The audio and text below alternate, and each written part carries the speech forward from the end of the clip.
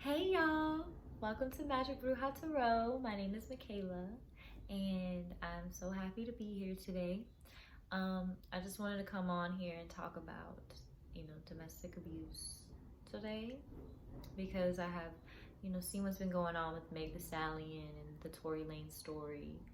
And, it just triggered me a little bit because I personally have experienced domestic abuse and I've witnessed it in my childhood. So, it's something that's very close to my heart and something that I take very seriously, and I don't like to play around with it. I don't think it's funny. I don't think it's a joking matter. I don't think anyone should be trying to, make ignorant comments on social media, just for likes on Shade Room's post or for stupid retweets on Twitter. You know what I'm saying? Like, this is real life happening right now. Domestic abuse is way more common than you think. It happens way more often than you think.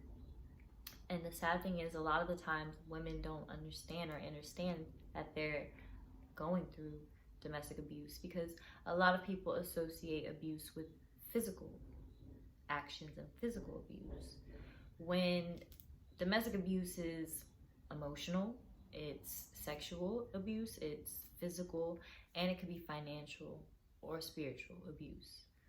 So there's so many different forms that abuse can take, and it usually doesn't start off as physical. You know what I mean? When you are in love with someone or in a relationship with someone that is abusive, most of the time it doesn't start off that way. They are portraying themselves as the perfect character in the beginning because usually someone that's abusive is most likely a narcissist or psychopath or has some type of mental disorder. So, that's just one big thing. And, you guys, please, I'm just not even really mad at people who are making ignorant comments, trying to make people laugh or pressuring Megan to speak out right now. Like, no, what you need is education, baby. This is what you need, okay? Because to be in that situation is scary.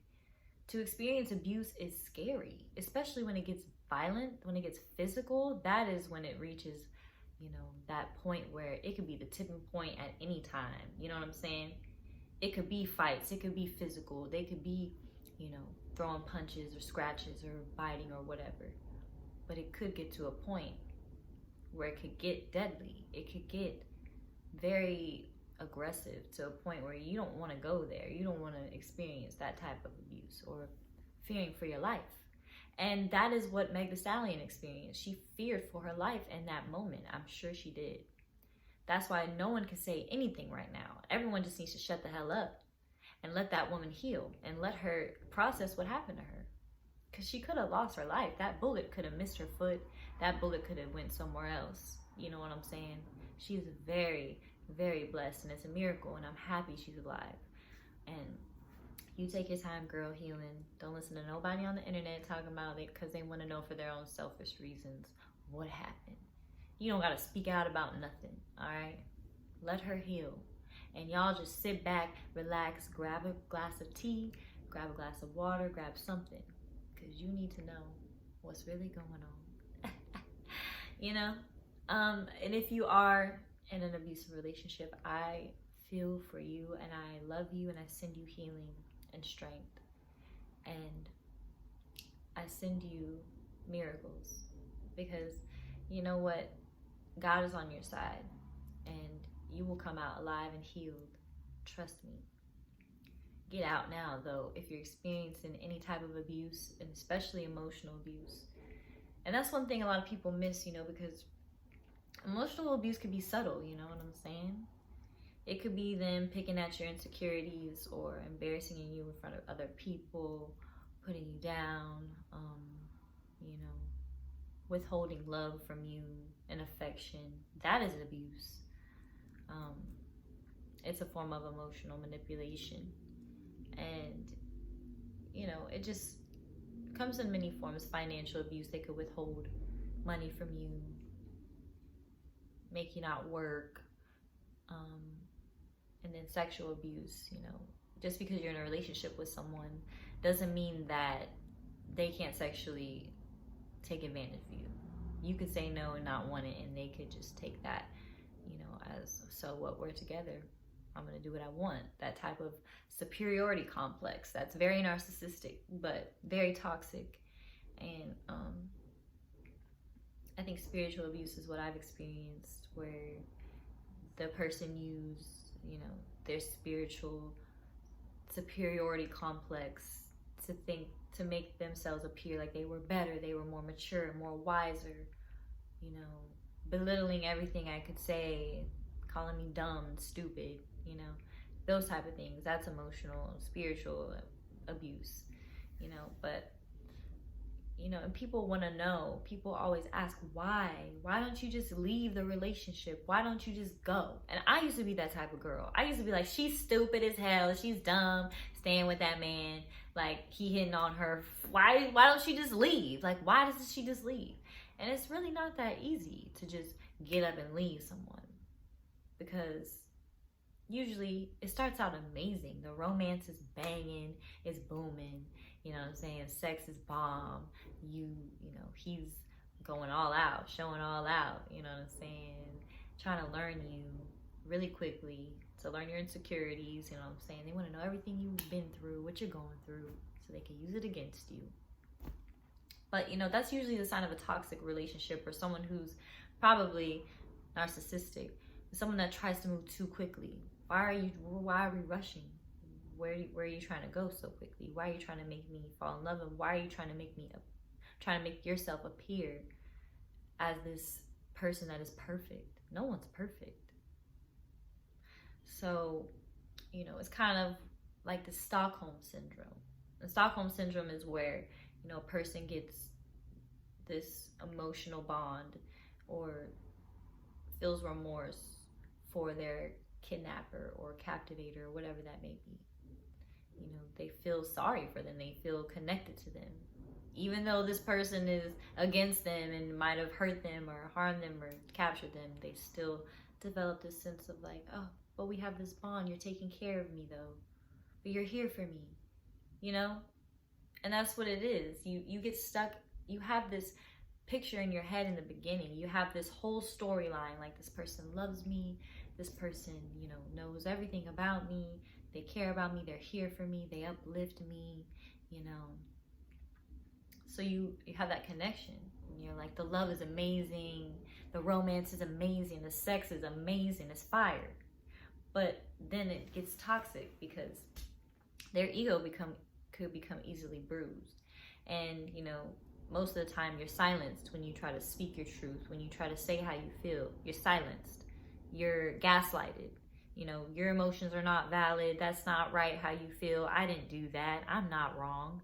And you're just there like, but you made me feel hurt, you hurt me, you said something that was wrong, you talked to another woman, it offended me, I don't know, you know what I'm saying? And they're just invalidating your experiences. That's gaslighting right there. And that is a sign of a toxic relationship, because your emotions are valid, you know what I'm saying? You have every right to feel how you feel, and no one can take that away from you, because your emotions are God's, you know, God's gift to you, to guide you in the right direction, showing you what is right, what is wrong. If something feels off or wrong, it's wrong. And you have to learn how to trust that, because most of the time we want to be logical. We want to overthink things, analyze things.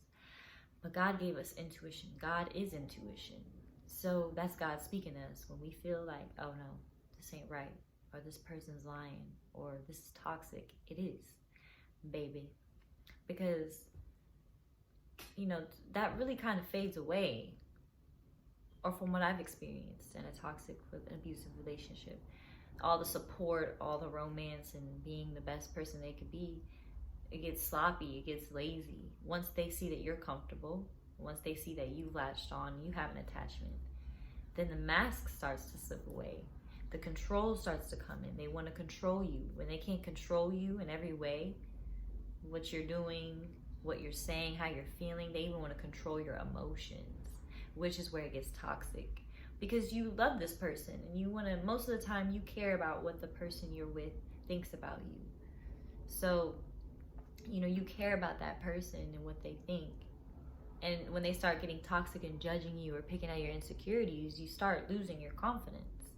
And you depend on that person to give you back what they were giving you, because most of the time they're probably targeting you because you're compassionate, loving, you're full of empathy, or you're in a vulnerable space in your life where, you know, you might need that extra love or encouragement, and they take advantage of that.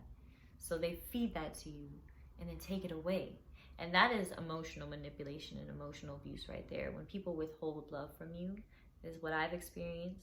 You know, you try to get that love back. You're like, well, what about all the affection and hugs? And I want the kisses. You know, I want you to hold me. Like, I want you to feel how you did. Like, you said I was amazing. You know, this person makes you feel so good in the beginning. You're like, yes, I'm that bitch. Like, he loved me. I got me a good one. He knows what he has.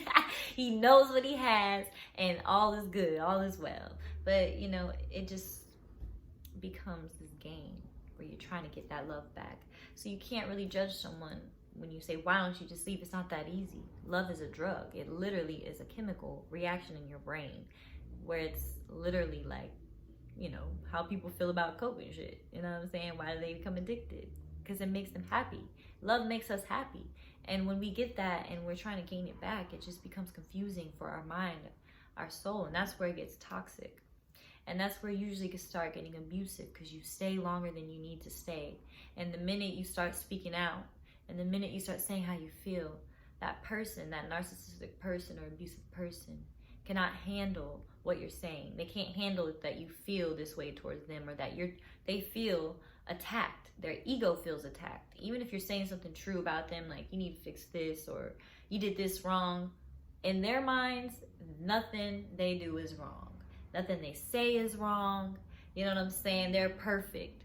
They're the ones, they saved you. You're blessed to be with them in their mind. You know what I'm saying? So it's just like, what are you talking about? Like, I do nothing wrong. What are you saying? You're threatening me right now. Shut up. Shut up. They're so fragile, so weak that they can't handle being told the truth or being directed. So that's when usually it gets physical.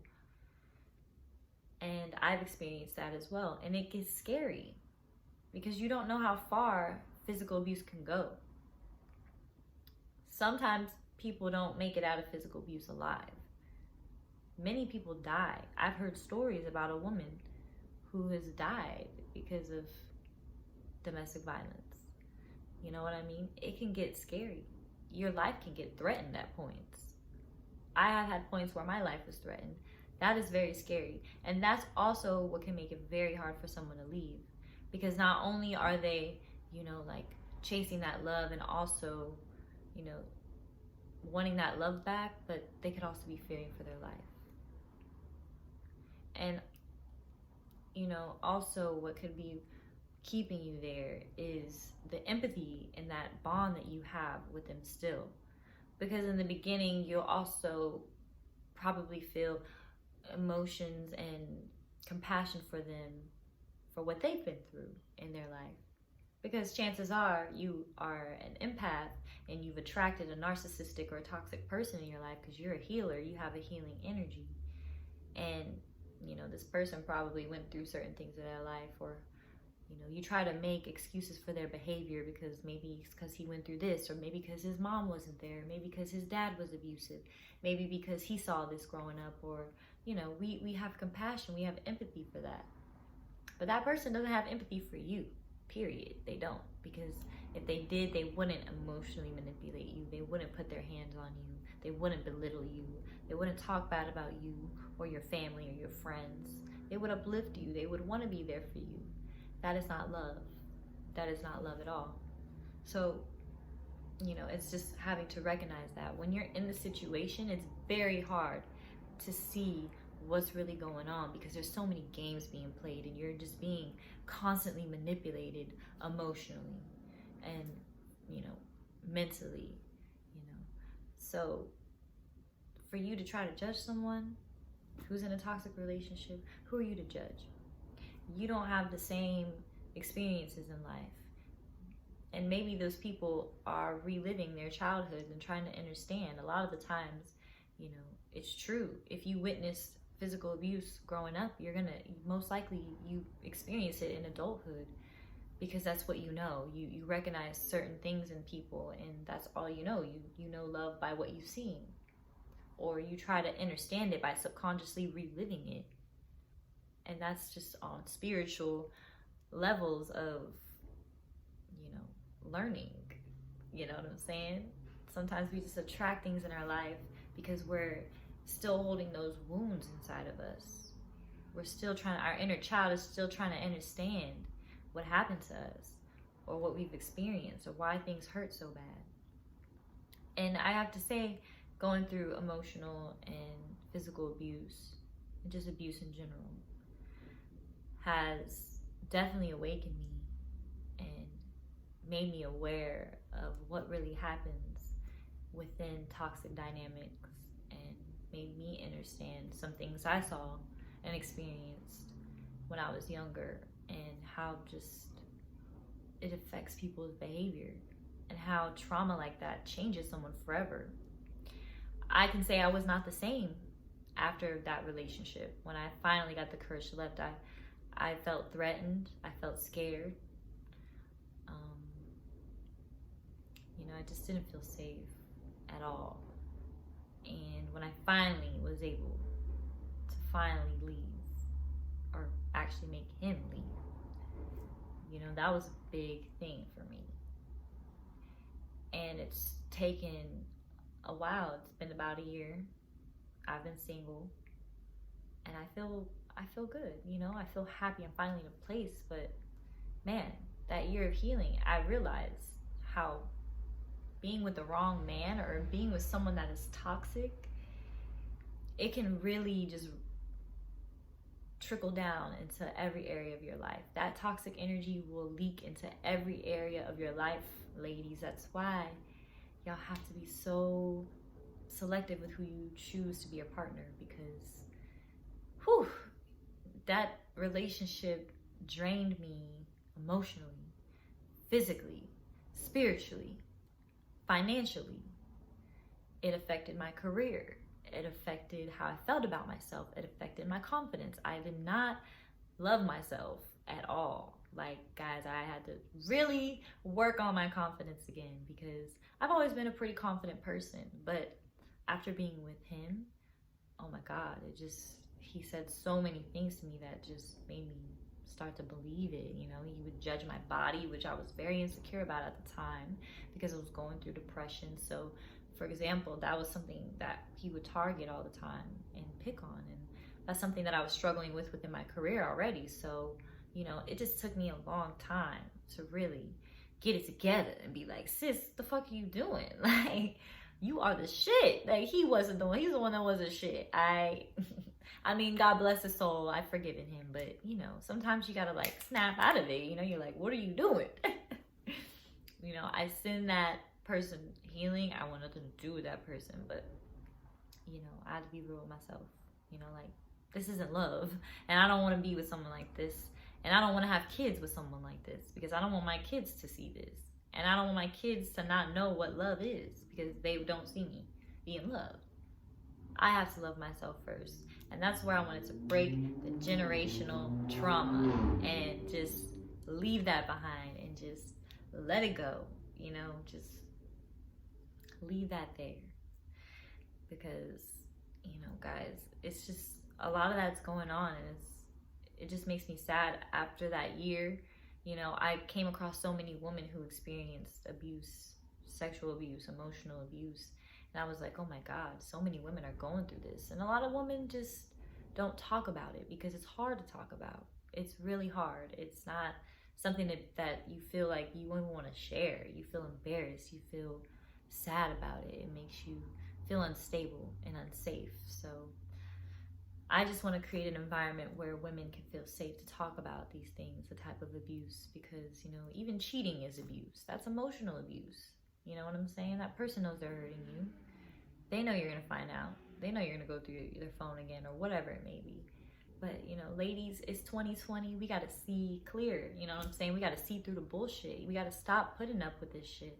And these men who, need our healing. We're not these men's mothers. It's not our responsibility to heal nobody. And vice versa. Men too, because men go through abuse too. There's narcissistic women and abusive women. who put their hands on men. And no, it's not okay. It's not okay for you, if you're a woman, to slap your man or throw shit at him or, you know, threaten him, scream at him, yell at him. That's abuse. And men go through abuse too, and it's not talked about enough. But that's not okay for women to do either. You know what I'm saying? It's happening, and especially with quarantine happening, you know, you've probably heard about domestic cases going up because people are forced to stay at home with these people. Usually people escape through work, through school, through just being able to go out in the world. And right now, that's not really accessible. So it's good to be aware of that. And if you know anyone who might be going through that, you know, create a safe space for them. Maybe you can't fix everything, but you can be there to listen.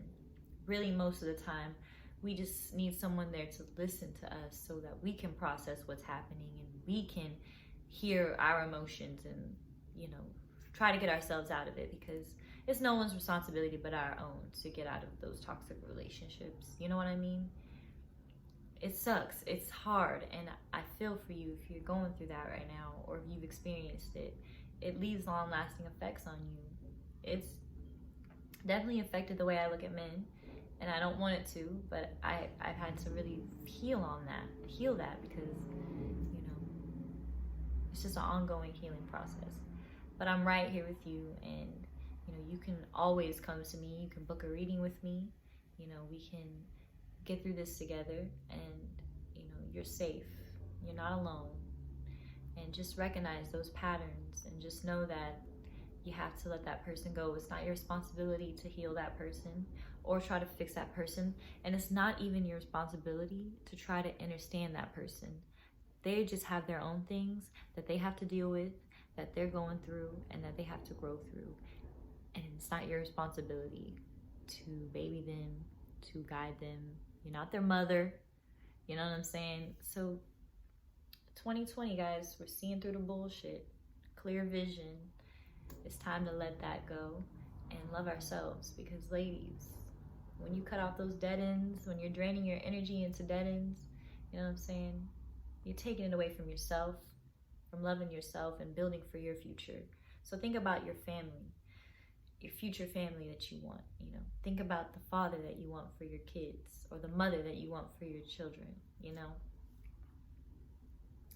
Think about that. Think about, let's just end these generational curses together. All right? Well, thank you guys so much. We're praying for Megan the Stallion and any and everyone who is experiencing domestic abuse, guys, to start taking it more serious. Talk to your friends, talk to your family. You know, it's happening. And you probably know someone close to you who's experiencing it right now. So let's just be aware. And God bless you, Megan. I wish and send you healing. You too, Tori. I send everyone healing. All right. Subscribe to my YouTube channel, magicbrujatarot, and follow me on magicbrujatarot on Instagram. And thank y'all. I'll see y'all later. All right. I love you. Stay educated.